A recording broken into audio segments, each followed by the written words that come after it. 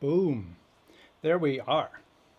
Well, thank you all for coming to today's show. It's been a little while. I haven't been on the air since last year.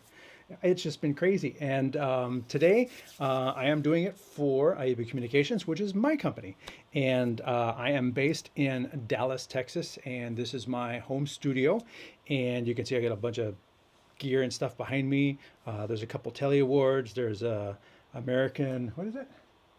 The American Film Institute Award and different things going on. But I am here to talk about live streaming, and it's the new year, and so we've got new opportunities before us. And I have a bevy of solutions in front of me. We can talk YoloBox, we can talk SwitcherStudio, we've got vMix, Wirecast, an ATEM, Director Mini, Ultra. In-stream, it's just, there's a lot of stuff going on. And the cool thing with today's technology is it's all getting more easier and more integrated and easier to use. For instance, I believe, let's just see if this is it. This is it. All right, over here I have this app called SwitcherStudio, and it's running on an iPad. I can bring it up, hopefully without losing the output connection, but this is it. So this is your entire switching studio right here. You can see my background over there. And it's an iPad. And with it, I have switched 9 inputs for hours and hours, multiple days in a row. And it's a very solid broadcasting system on a tablet. But the thing that those solutions, and there's more than just SwitcherStudio. There's SwitcherStudio, there's Top Director, Teradek had one called AirMix, and there's a Cinemaker. Sorry, didn't want to leave that one out. There's Cinemaker. And those are the 4 big ones. I think there's another one maybe coming out, another competitor. And there's a lot of different capabilities in these things. You could see, like, you could switch between input and output.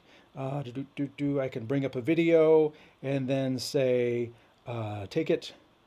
Gosh, it's been a while since I've used it. Oh, it's stuck at the end. Great. Yeah, see that red line there? It says it's stuck at the end. So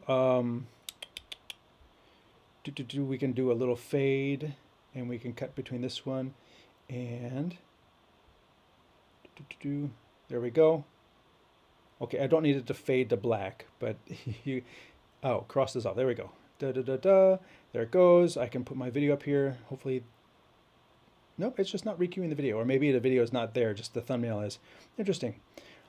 We'll call that a bug. But this is a cool little tool that does multiple cameras, and you can do screen captures automatically using software. That's really cool. It'll even do screen captures of mobile devices. So I have a phone. That other phone you see moving around is actually right here. And the really nice thing is the application itself. Let me go to the overhead and I can show you this a little better.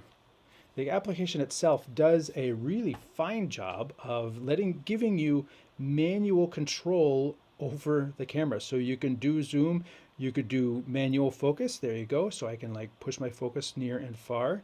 I can do manual exposure. So I can change the ISO, or I can change the shutter speed because there is no iris in a phone. And then you can do manual white balance and pick something.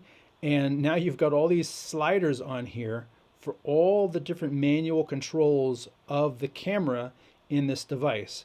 Not to mention, if you have multiple cameras, you can select between the different cameras.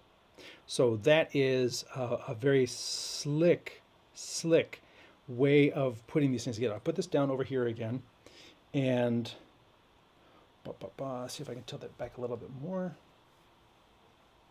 And we will go back to that view. And now you can see if I go to the camera that's built in my iPad, and then while this one over on the left is in preview, I can bring up the wide angle camera or the selfie camera. So you can flip between front and back. So if you've got one camera set in one position, you could then say, oh, I've got the 1X, let me go to the wide shot. And then now I've got the wide shot. So it's like you got 2 cameras. Or if you've got one of the iPhones with 3 cameras, you can switch between, wide, medium, close, back and forth in your show, almost like you've got a PTZ camera. And you can still zoom too. So here's my camera, and I can zoom in on that because I am switching in HD, but the cameras all do 4K. So you can come in 2x with a 2x zoom on top of the optical zoom and still be delivering full HD. So that is a great little tool there. It behooves me to say I am remiss in saying my hellos. Hello to Jay Films from Atlantic City. Great to see you. It's a new show on a new channel, and we're not going to have the big audience I typically have or have had for about 50 weeks. But I do appreciate you being there and tuning me in. And hello to all those who are watching this after the fact, because it will be living on my YouTube channel. The next box I want to talk about is one that people have been really excited about, and that is this YoloBox Ultra. And the really nice thing about this box is, unlike the iPad solutions, the iPad has a problem in that there's no HDMI inputs. Now with the latest OS, you can actually connect via the USB-C. You can connect a device. That's great. But what it is distinctly not is, it is not a device with 4 HDMI inputs. And speaking of bringing in inputs over USB-C, oh, did you want another one? Well, I'll go like this, and now I've got another HDMI input. So I've got 1, 2, 3, 4, 5, 6. I've got 6 camera inputs physically connected on top of this. So there's no wireless issues, there's no RF interference to worry about. They're all physically connected. Moreover, there's an Ethernet connection as well. So now I've got all these things and a program out. These are all on wires, so you don't have to worry about any RF issues at all. In addition, there's more on the bottom. You can have a SIM card built in here, so you can stream directly from the tablet. It's all built in, kind of like SwitcherStudio. But the nice thing is, let's just go to monitor mode here. And you can see that you've got all your graphics overlays. Now here's one example where if I bring up a, let's put my, I don't know why, oh, my USB camera is rotated. Let's go like that. Actually, let me take this one and go to, no, I don't have one. So we're going to take that USB, we're going to come in here and we are going to rotate. And then we're going to crop. And maybe not that tight.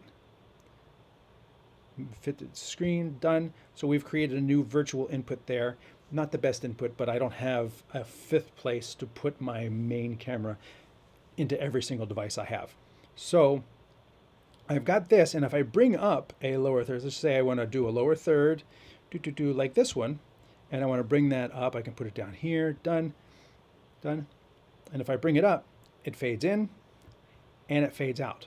Now, if we're going to do the same thing over on the SwitcherStudio, we go over to our titles. It has been quite some time since I've been in this app. Oh, we're going to create a text and graphics, lower third. Let's do that same type of graphic on the bottom here. And you can see it's got a bluish background. I can change the theme. I can change the person and their attribution. I can change this size. I can change that size, the style, the color, the font, and everything. Just like on the YoloBox, done. But the key thing is when I bring that in, you'll see it actually builds in. It has a really nice multi-layer build. And then when you take it out, it fades out. And that's a really professional looking, polished looking network television type of thing, to have that build in nicely and then just go away. It's just the level of polish that I see when I have clients who see that stuff coming in. They think I'm using a big computer-based or hardware-based system, and that is something that I find a lot of people really gravitate. It's something small, but it's that little level of polish that I think really does level up your game to have that. And it's not limited to that one. I just wanted to do that one because it's a nice A-B comparison. If we go into text and graphics, we'll pick up another lower third. You know, this, we'll bring up this one. So you got, you know, a name and attribution again. And if you bring this one in, it builds in and it builds out. Let me switch shots here. You know, it builds in and then it fades out. And if I were to do something similar on the Ultra, or any of the YoloBoxes, I have this lower third on the top right. It fades in and it fades out. Fading is nice. Don't get me wrong. Fading is definitely better than some systems just pop them on and pop them off. That's like 15 years ago type of titles. You do not want to have things just pop on and pop off. You want to have titles fade on and fade off. But if you were to, let's say, add a graphic, lower third, here's a title and a subtitle. Boo, boo, boo, boo. Actually, let me go back, reselect template. Let's do this cool one here, where we can put this anywhere we want. We can change the size of the different pieces, change the alignment of them, change the color, change the font, change the scale of the whole thing. So again, lots of flexibility in the titling here. And then when you want to bring that one up, you put it on, it fades in, and then you tap it, it fades off. So you've got that. Oh, another nice feature of this is you go back and right at the very bottom. Oh, not yet. We don't have auto fade on the Ultra yet, but we do have it on the Pro. So you could go on the Pro. Boom, boom, boom, boom. Let's go in here. Pro. You can see I've got a thing up here.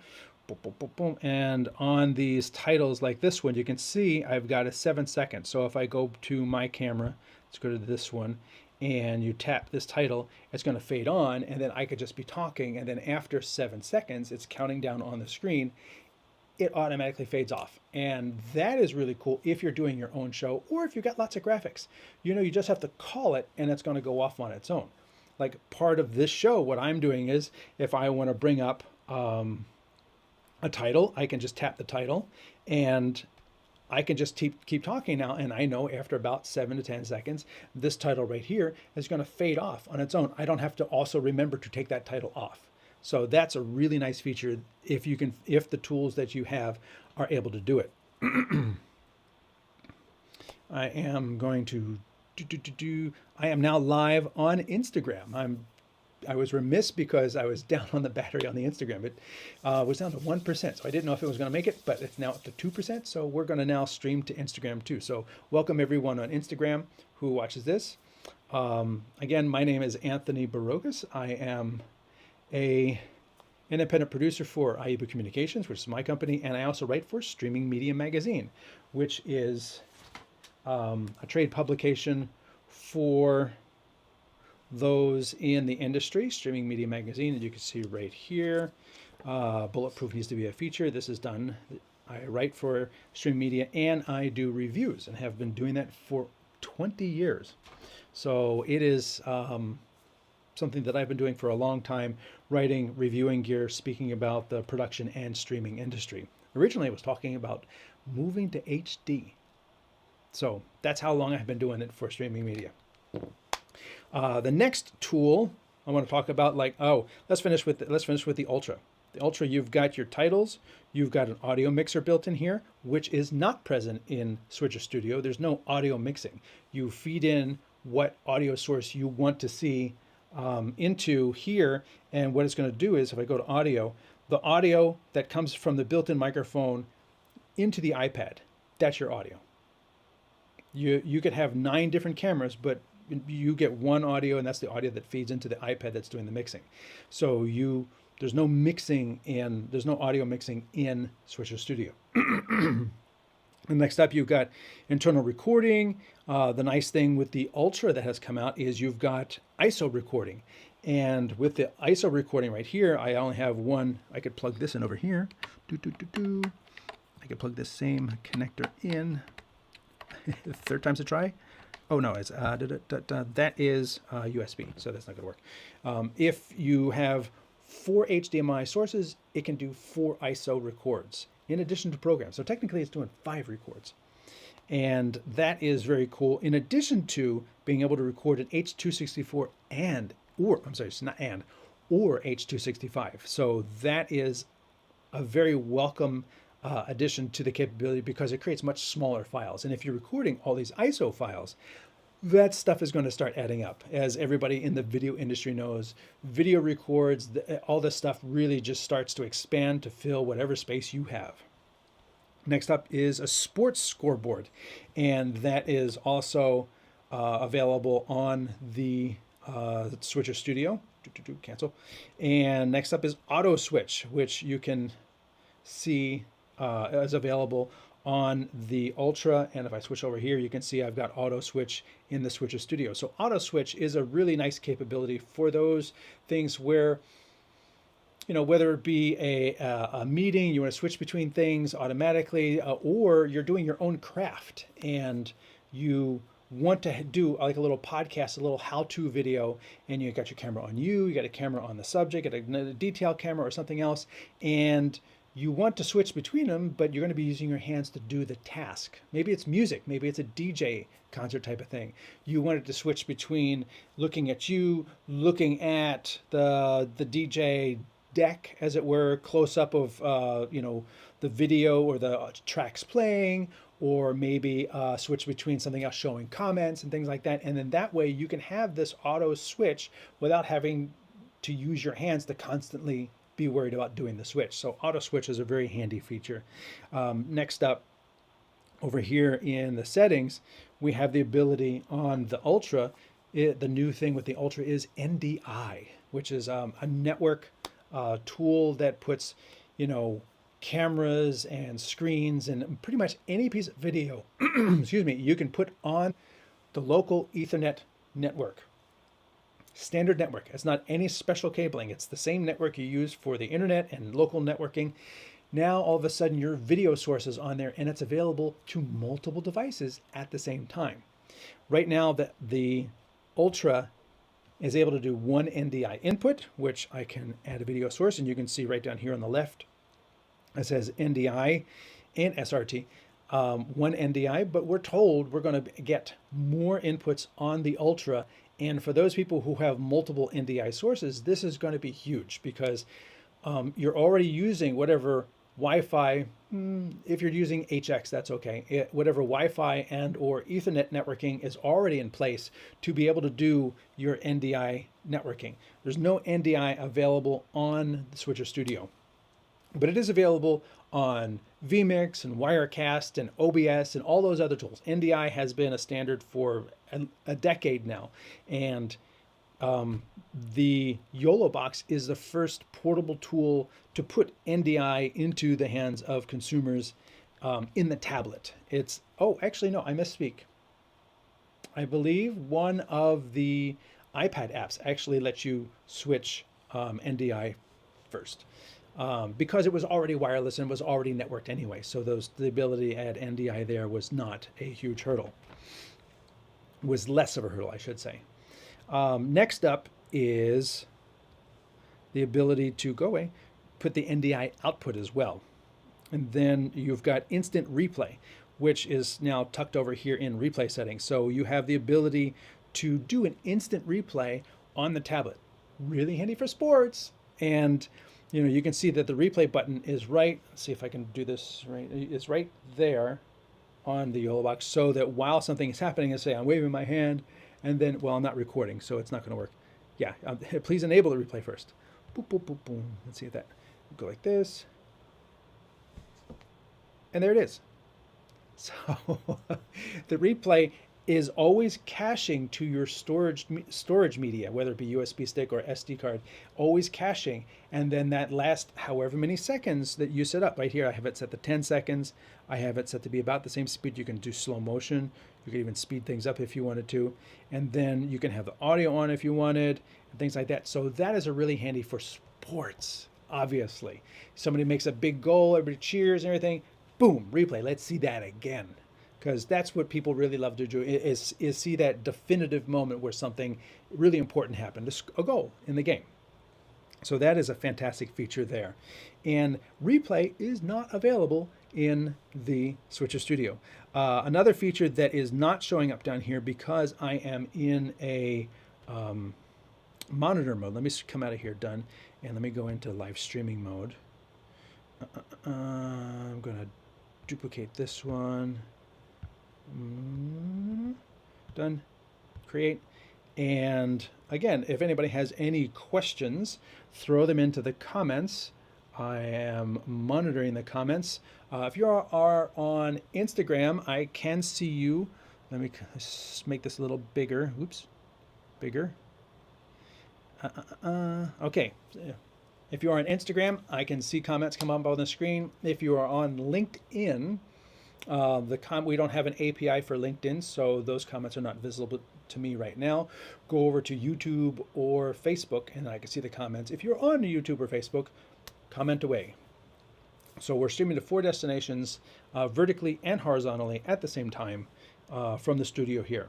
I'll introduce myself again. My name is Anthony Barocas from IEBA Communications and a longtime contributor to Streaming Media Magazine. Been writing and reviewing gear, products, and the industry for about 20 years. So it's been a while. Anyway, let's go into this show. And now on the bottom here of the Ultra, you can see, well, let's not do that. Let's go there. You can see I've got additional icons down here. This icon is to invite remote guests. Now, there's many different ways you can do that. And interestingly enough, on the SwitcherStudio, you've got a remote guest capability feature as well. And the really interesting thing is, in order to use remote guests, you need to have like a mix minus, so that if you are the person doing the interviewing, you're the producer, but you're also the host. You need to not hear yourself in the audio. And the remote guest was added to SwitcherStudio after I stopped using it. When COVID hit, I went to vMix so that I could bring in 8 remote people immediately. It was already a feature in there. And that was a huge feature that I leveraged a lot for years. And eventually remote guests was added to SwitcherStudio, but I had already jumped to a platform that let me do 8 of them and let me have preset, boxes of my own choosing and designs, 10 layers and stuff like that. And that was a huge asset in what I needed to provide what customers wanted. I had to move to a tool that did that. And then remote guest was added to SwitcherStudio. I can't speak to it, but I can speak to the remote guest feature in the YoloBox because I have used it. And the nice thing is when you invite guests, you can type their email in directly from this tablet, and then they will use their cell phone or their computer and connect, and they'll come directly into this tablet. Now, unlike vMix or Wirecast or TriCaster or some desktop-based system, you can't pre-build the scene with an input that doesn't exist yet. When you build these things in vMix, it's a little far. I'm not going to try to build it for you right now, just to show. You create this caller with a connection number, and that input exists before anybody even connects, which is a great asset in terms of building a multi-view. So now I can build a multi-view with 5 different people 3 days before the event. I can build it, arrange it, set it up, get it approved by the client. This is what it's going to look like and everything. And I can even build an alternate version that gets sent back to the people who are connecting so they can see each other even while one person is still full screen. They don't just see the program, they see a custom view that I send them. So there's so much more capability in desktop-based tools. But I'm not knocking the fact that you can actually do this without ever needing a desktop, without ever needing a computer, as it were. You can invite guests. You can send the link to your own email and then forward it in a text message or a messenger message and things like that. And that is a great tool to be. You can be completely mobile, because the magic of these tablet tools is that they're battery operated. They're very mobile. You can carry them in your hand, and you don't have to worry about, like, this is my whole tool, this is it, and I put this on my tripod with my camera, and I can be out in the field doing a little back and forth with someone else that could be anywhere else in the world. And that is like an amazing technological breakthrough, I think, that we haven't had until these all-in-one solutions came about. The other next thing I'm going to do is comments. You can have viewer comments get fed back into these portable devices using the API. Now, comments. Recording, record only comments coming soon. Oh, okay, it's in record mode. The comments are available through the API. If you're using RTMP, you can't get comments. If you're using a third-party distribution system, you can't pull the comments back. You can use other comment systems after this device to aggregate comments from multiple sources. But right now, the Ultra is able to do comments. If you're in horizontal mode, your Ultra is able to do Twitch, Facebook, and YouTube. And if you're in vertical mode, you're able to go to Instagram, like I am using the InStream for, and you're able to go to TikTok and get the comments. We got a Muncie, Indiana. Let's bring that one up there, just like this. So I can bring. Oh, it hasn't popped up here on this screen yet. Interesting, but I see it on YouTube. Hello from Muncie, Indiana, from Ray. Good to see you, Ray. Thanks for being here. And oh, there it is. Now it finally popped up. Hello from Muncie, Indiana. Thank you for being there. Hello, is it possible more than one Hollyland? I guess in YoloBox Pro. Well, Hollyland is a wireless transmitter and receiver system. The output of the receiver is going to be HDMI, just like a camera. You know, whether you run a 30-meter cable or whether you go wireless is irrelevant to what goes into the YoloBox. So you could use all Holyland. You can have 3, or with the Ultra, you could have 6 Holylands with 6 roaming cameras, as long as you've got enough RF space to have 6 of them on at the same time. I believe the lower end modules have 4 simultaneous. I don't know what the upper models, what the limitation is for those. But absolutely, you can have multiple Holylands. Now, Holyland, speaking of Holyland, thank you very much, Peter, for the Holyland question. Holyland has also come out with an all-in-one box. Maybe. I've seen the box available on the internet over a year ago, not from Holyland. Now I see Holyland is selling it through B&H and other stores. And what it seems to me the case is, Holyland is acting as a distributor or a channel to provide this third-party solution. And it's a big tablet. It's a 10-inch tablet with physical inputs on the back. It's meant to be, definitely desktop, not in your hand, not on a tripod or anything. It's a big desktop unit. And that is a very intriguing piece that I hope to do a review of in Streaming Media Magazine, because there's more screen real estate. It seems to offer more capabilities, but it's kind of an unknown bird because it's not really a Holyland product. So there's not going to be wireless capabilities built into it. But Holyland is putting their name or their reputation behind it, offering it as a Holyland product. So I'm very curious to see how that all comes together. Again, YoloBox, YoloLive, broke ground when they came out with the original YoloBox. Not Pro, not Mini, not Ultra. This is just YoloBox. And it's got 2 HDMI inputs, 1 HDMI output. This is the original box right here. And this came out at the end of 16. The Kickstarter was in 16. It shipped in 17. That's some time now, but that is many years ago, and they were the only company doing it.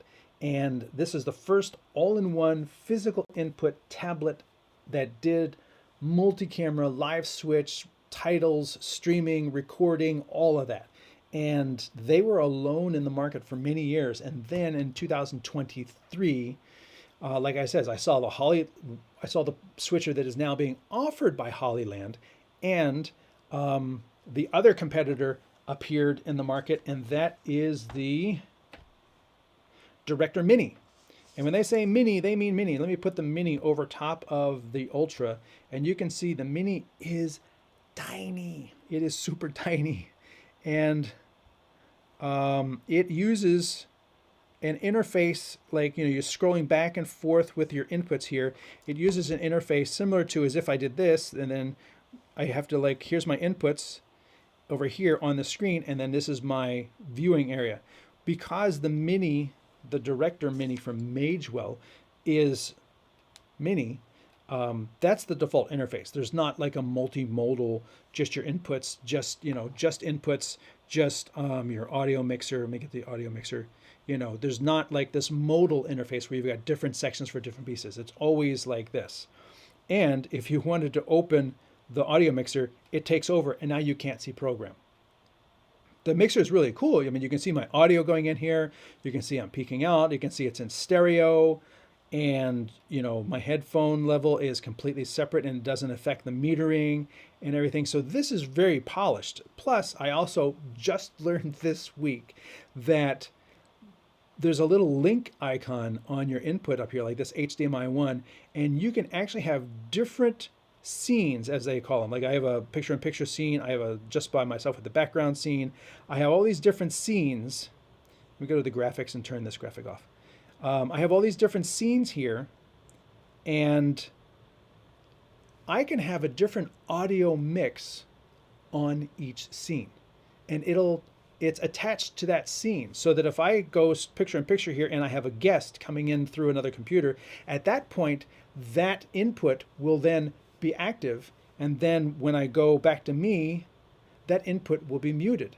And I can have different audio levels, different active things on different sources. It's not just audio follows video, which is available in the audio mixer. You can see down the bottom here. You can click on that and it says audio follows video. It's not just that, but you can have like one scene where that level is really high, and you can have another scene where it's set lower.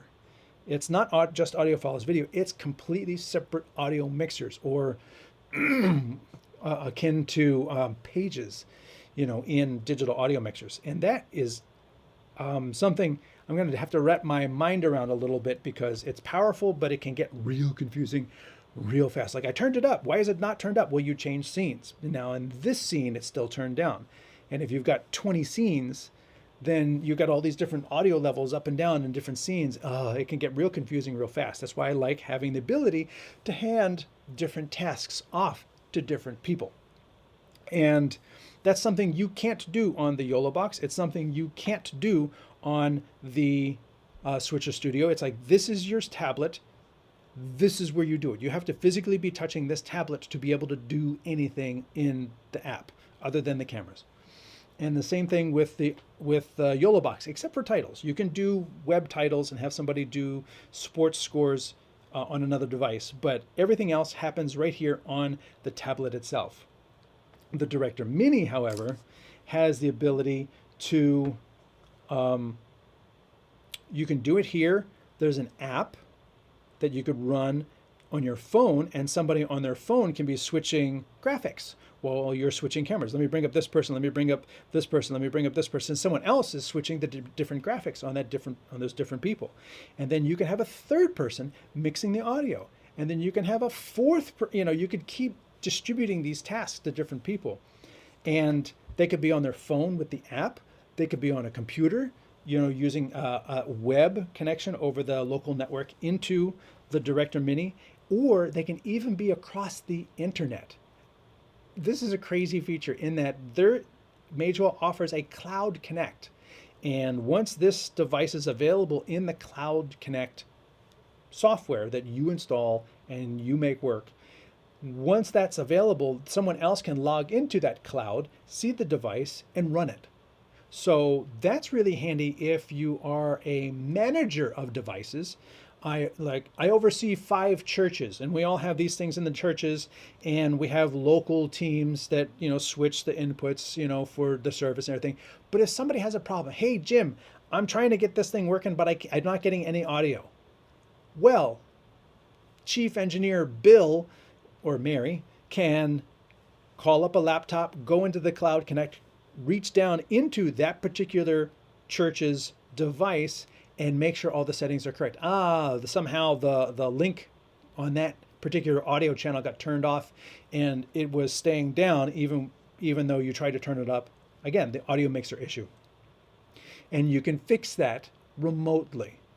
So that is a really handy feature. Or if you wanted to, you could actually send this off to a local producer, have them set up on location, multiple cameras, and then you can oversee all the settings, the recording, the audio levels. You can monitor the audio from it. You can switch the inputs. You can record internally and also get the content over the network.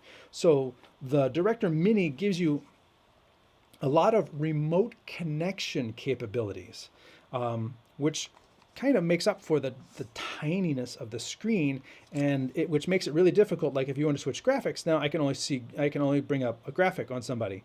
I can't now also switch titles. I have to turn the graphics off. And even the interface, like if I bring graphics up, I have to tap graphics again to get it to go off. If I bring up the audio mixer, I can't press that button. So now I have to go over here to an X. So the user interface is a little different. If I go to Telestrator and I say, this is the guy right here, and I'm using the Telestrator to draw on the screen, that's really handy. Where's the off button? You have to tap again to make the Telestrator go off. And there's a lot of there is a lot of capability in here. There's scene switch, auto switching, rearrange, fade to black, different things like that. And there's a whole lot more. I did a review on that for streaming media, which you'll be able to see very soon.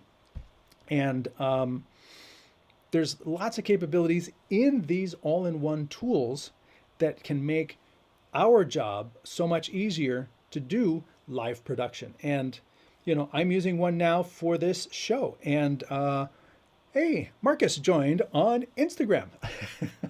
And that's the magic of these tools. They make it so much easier to do the live production that used to take multiple computers, multiple pieces of hardware. Like if I was to do this in the ATEM, the ability to build a title is not in the ATEM. Remote guests is not in the ATEM. It's got an audio mixer. It's got a multi-input, layout thing. But what it doesn't have is like everything else. You could do ISO records. I got the ISO. I can do streaming. But then there's been people who have said it kind of overheats and everything, and then you might lose the stream might get a little jittery, or you might lose your ISO records. They might just stop.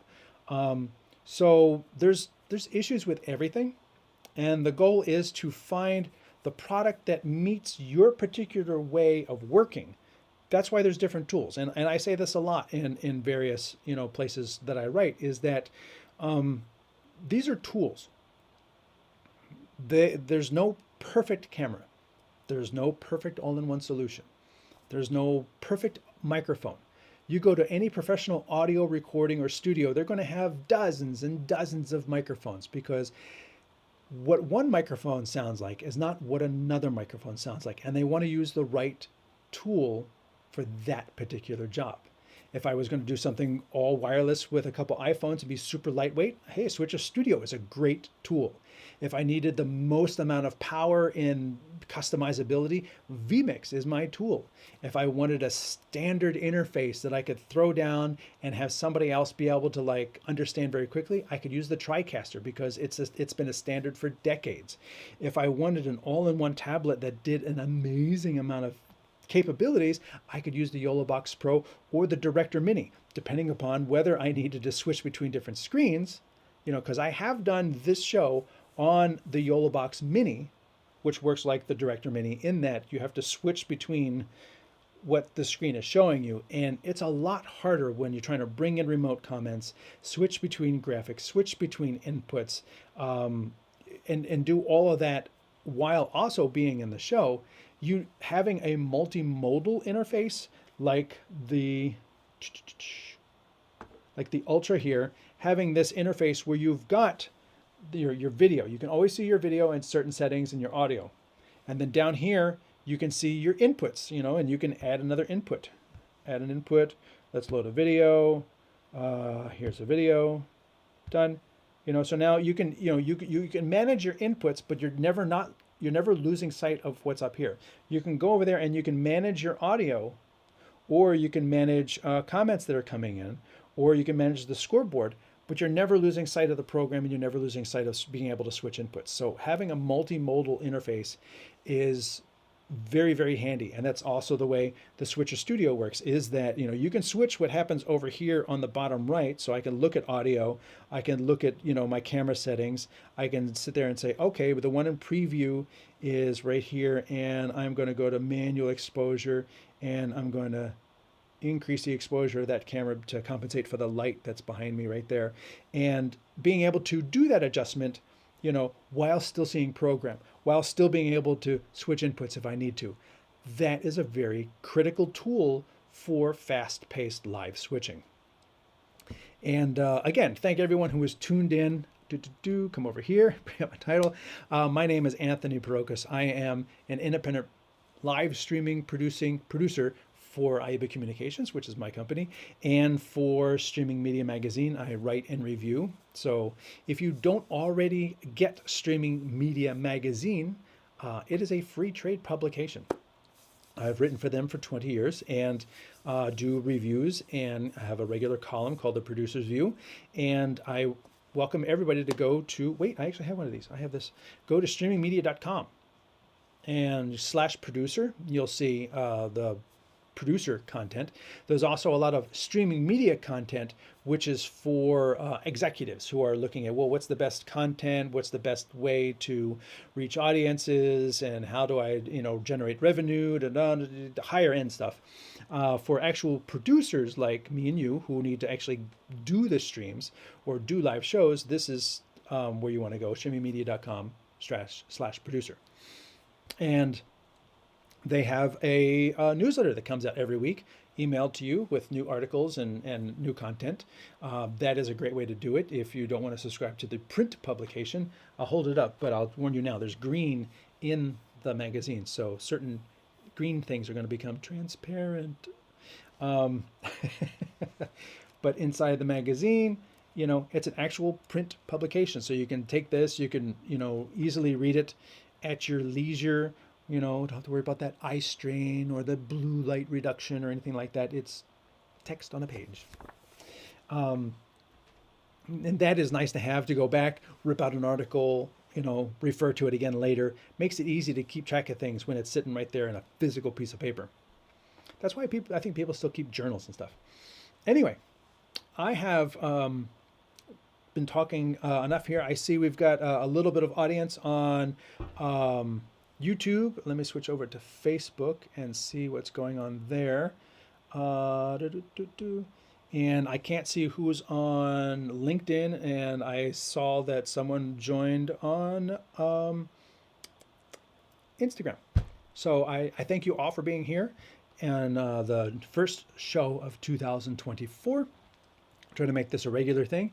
And I hope you enjoyed today's look at streaming tools for streaming solutions for the mobile producer. Maybe next week I'll go a little bit more into computer solutions a little bit. But hey, let me know. Comment, put your thoughts in the comments, what things you'd like to see. Oh, we just got a couple more people joining in. I'll wait till these comments pop up. Here we go. Kiwi Codger. I think that's a title, not a name. You're doing a great job from New Zealand. Well, thank you very much for viewing in New Zealand. God, it's got to be like, what, 2 o'clock in the morning there? Oh, man. Peter J. Milner says, good evening, Anthony. I see you popped up on another channel. I'm in my studio in the Southwest UK as normal. Well, good to see you. Good to have you here. It's not another channel per se. I'm on my channel. The IEBA Communications is me. It is my company. So I am doing content here in my studio. Now, as we see where the new year will take us. New year, new opportunities, and I am 7:45 a.m. Oh, 7:45 a.m. Wow, it's really that early. Okay. Wrapping my mind around the clock. But yes, I have had IEBA Communications for quite some time. And if you've seen my other brand, which is Stream for Us is just about streaming. Is that backwards? Yes, that's backwards. Stream for Us is just about streaming. So that is overhead. There we go. That is my website, so that you can, this is how I market myself to local businesses that I work for. This is, the fact that I do remote production. Oh, good, I get an ad. Boom, boom, boom, go away. Trade shows and events, competitions. That Cat Masters show, that's the show that I talked about. I did 9 sources for 4 hours straight. That was a beast of a show. Panel discussions and seminars, right there you can see SwitcherStudio is in use there as well, and I've got 1, 2, 3, 4, 5, 6 cameras and titles down there, so that is quite a thing. Up here you see the remote production. All 4 of those picture-in-picture layouts, those are all vMix. And we go down the list. Corporate videos, yeah, we just film with a DSLR, things like that.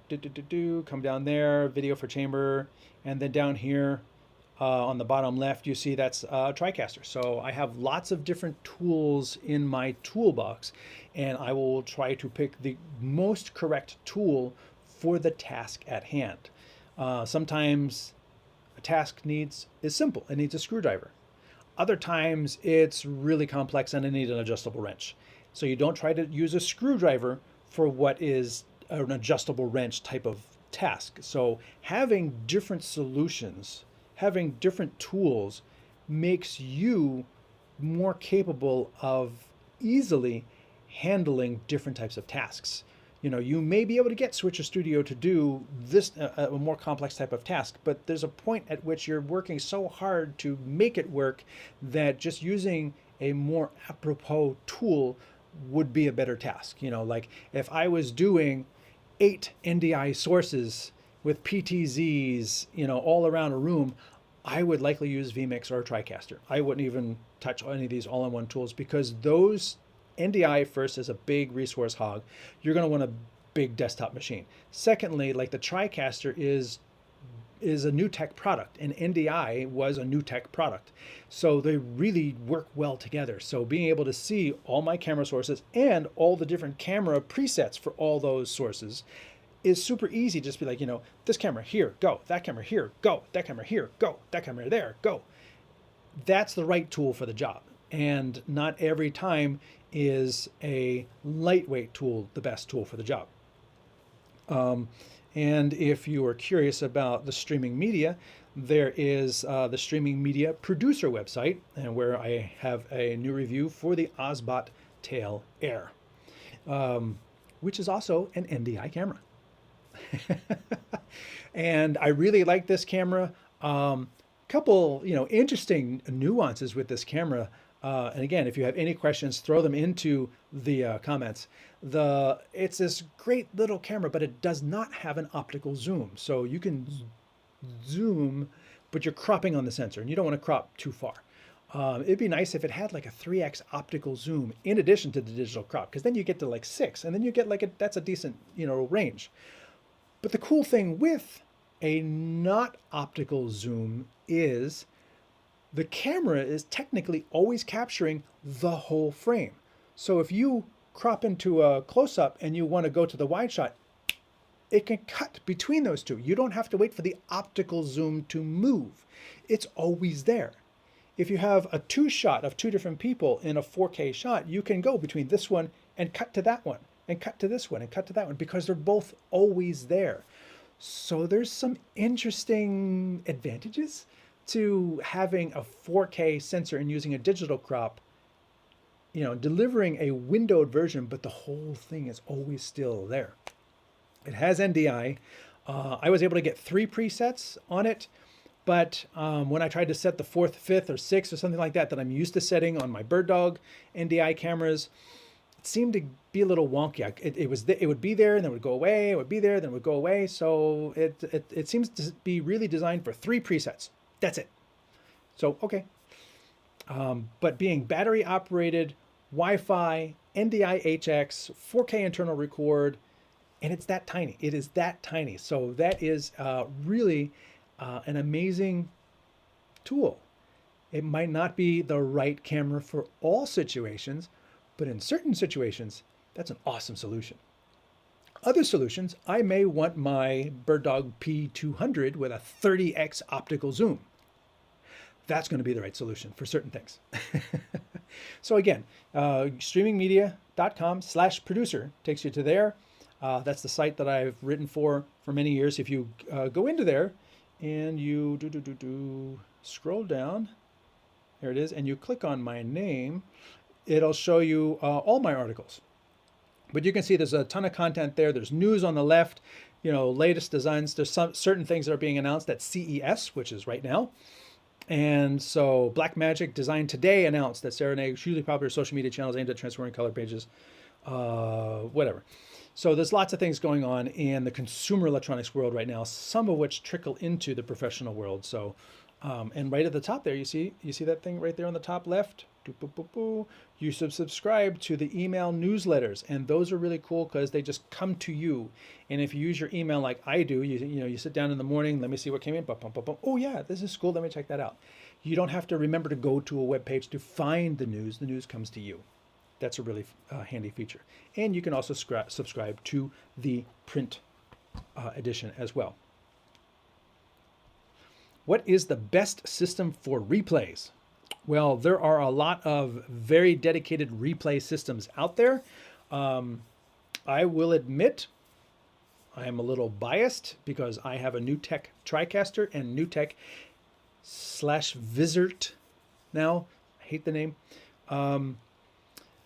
Has the 3Play, which is hardware-based, little box, and it does instant replay on multiple channels at the same time. It's a great tool. I know lots of trucks that have it, and it's a great tool. You can gang them, have 333, but there's others out there. If you're talking about budget-based, I don't do a lot of sports, so I'm going to just be honest that I'm speaking not from experience. I don't use replay personally because I don't use sports. So I know of 3Play. I know I've been in trucks that have them. I don't operate them. And I've been in trucks that have had higher end replay systems as well. I'm currently prepping for a show tomorrow to stream both horizontal and vertical formats simultaneously from vMix. Ooh. So we can test Insta Live at the same time. Good luck to you. Good luck to you. I am actually doing horizontal and vertical at the same time right now. If you went to IEBA on Insta, then you would see this same show, but the layout is different. And that's the key thing, is having different layouts for different audiences. And I had a column on this in Streaming Media where the audience that is used to vertical content on TikTok and Instagram and Facebook Reels and YouTube Reels and things like that, that's vertical content. That's what people are expecting when they go there. Vertical is a thing. I know there's horizontal purists who are anti-vertical content, but vertical content is a thing, and it's growing, and it's a huge part of the market. So you can't deny that it's there. That's why I'm doing a vertical show on Insta. And the vertical show has a close-up of me, and then it has the horizontal frame of this. Let me click that again. It has this horizontal frame, this whole program, below a close-up of me, so that if I go to a close-up of just the computer screen and I'm demonstrating something, then they can see me still talking, and below me is the content I'm talking about, and then at the very bottom of that is my lower third graphics. Hey, J-Films just said hi on Insta, so hey, thanks for jumping over there. And I just waved back because you can do that. It's a two-way communication through the in-stream by YOLO Live. And that way I'm getting hundreds, and yay, thank you. It is a way that you can present information. You get to see me close up in the, it's just like this much. And you can still see me talking, and you can still see closely what I'm talking about, and you get my graphics at the bottom. The thing I'm having trouble wrapping my mind around the vertical channels is there's always overlays. There's now I'm seeing the comments are covering up the bottom half of the frame. And then there's these thick graphics over here on the side. And So, and there's add a comment and thing at the bottom. So there's not like a dedicated, here's your video space and here's your comment space like on YouTube or something like that. It's all overlaid over top of each other, and it gets kind of cluttered. But if there's an audience that really likes that, JFilms is now on Insta. Austin Demos joined as well. Wow, you're all jumping on Insta to check out what the Insta looks like. Well, thank you for that. I appreciate that. But yes, I endeavor to produce a show that delivers what the vertical audience is looking for. And as you can see, I am endeavoring to produce a horizontal show that the horizontal audience is expecting to see. They expect to see side by side, not over top of each other, because that would be a bunch of wasted space on the sides. If you were doing the same thing in the horizontal world and I did a box up here and a box down here, well, what's over here on the sides? Nothing. So that's why the horizontal show looks different than the vertical show. So kudos to you for trying to do it all on one machine. So now I know the vMix can actually handle multiple people switching multiple things at the same time. I know that because I've done that. vMix is very powerful. So you can give one person a Stream Deck and they'll switch the vertical show, and you can give someone else a Stream Deck and another Stream Deck and they'll switch the horizontal show. And they're both switching from the same computer, from the same sources. That is slick. You're not going to be able to do that with these all-in-one solutions, but to be able to do that on a computer-based solution like a vMix, a Wirecast, a TriCaster, live stream producer, things like that. Though that is definitely where you really leverage the additional capabilities those bigger tools give. Thank you for sharing the tools you use. I'll definitely look into some of those. I'm happy to hear it, Madison. Thank you for being there. Yes, I have, people ask, the perennial question is, what's the best camera? And the first thing you have to ask is, what do you want to use it for? Because the camera I'm using here in the studio is not the camera I would ever recommend for sports. Never in a million years would I would recommend this Sony ZV-1 for sports. But if I want to hold this up, it's going to rack focus to this product really fast. I mean, I have it reversed. I have it flipped right now, which I can fix. I'll fix that for the next show.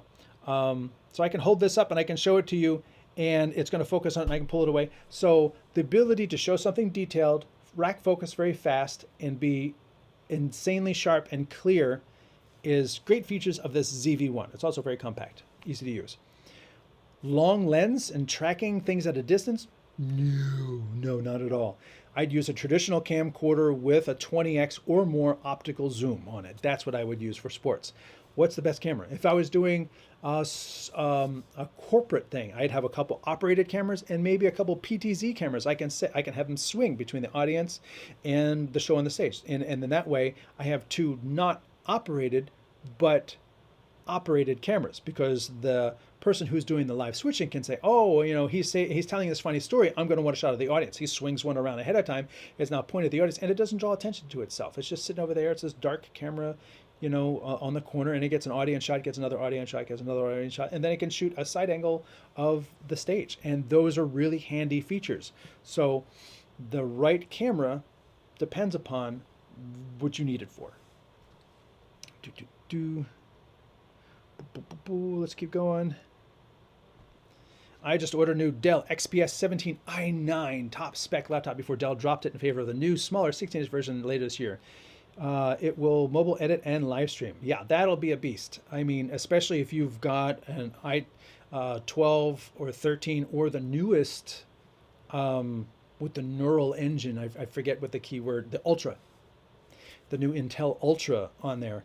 And AMD also saw the writing on the wall and came back with their Threadrippers for the desktops. So getting a Threadripper with 16 lanes or 24 lanes of PCI into the CPU, that's insane. So these things are just making our jobs so much easier. Making what we did before easier, but now we want to do more. So JFilm says he likes the Osbot tail air too. I do too, and maybe next week I will put one in the mix here. That'll be kind of cool. I think my goal for the show is maybe to switch up what I produce the show on. So there may be a TriCaster show, there may be a vMix show. Depends upon how things come together. central control is helping you to switch both layouts. See, there you go. There you go. Using a layer of glue in between vMix and the other thing, but still, you can have, you can do a custom layout on one screen just for the producer that's doing the vertical show, and you can have a custom screen with all the layouts for the producer that's doing the horizontal show, and vMix is just sort of making both their jobs possible at the same time. Yes, this is a little dance, but that's what it's going to do. What about a DSLR with an automatic face tracking remote controlled tripod head? That'd be kind of cool. The face tracking heads that I've seen have been made for cell phones. So a DSLR might be a little heavy. And if it's really wide, then you don't necessarily need face tracking. You could even do it in post, like Apple using or Mevo.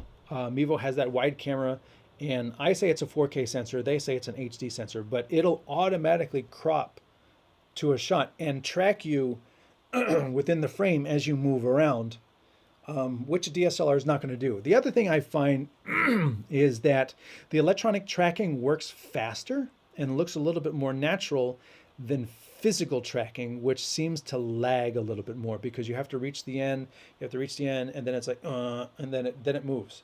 And it's never smooth moving. Whereas a physical operator, a human, and eventually, machines will get there too.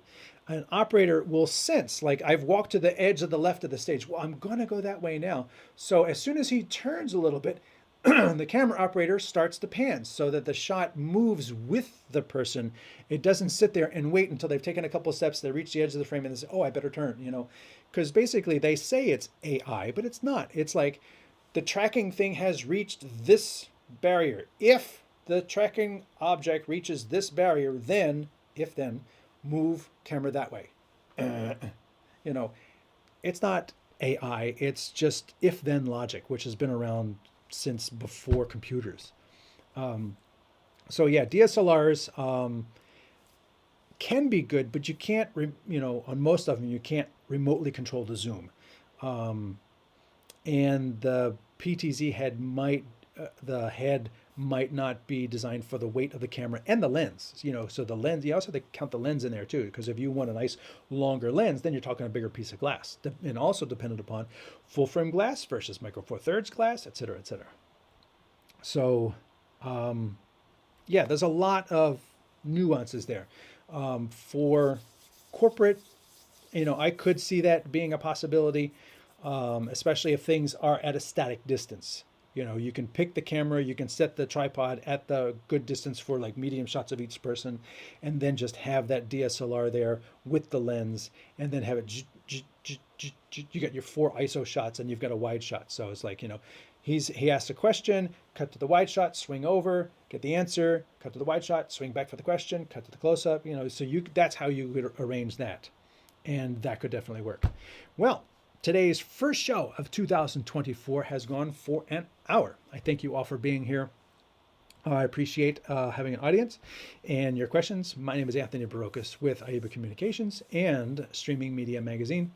I will look forward to being here next week as well, and in the future. So please tune in, please share, like, subscribe, all those things. I don't have a like and subscribe button. I should probably make one of those. But again, I look forward to seeing you all next week. Thanks for watching.